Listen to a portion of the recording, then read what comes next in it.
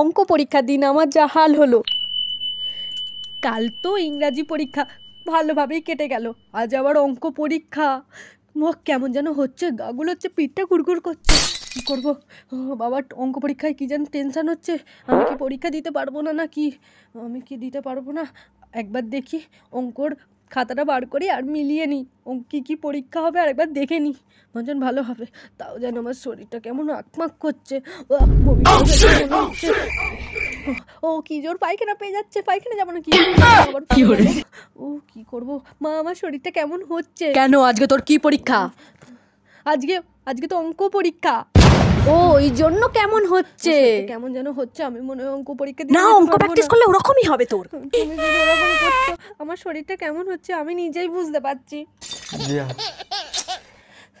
ঠিক আছে, যা হবার হবে, আমি অঙ্ক পরীক্ষা দিতে চলে যাচ্ছি।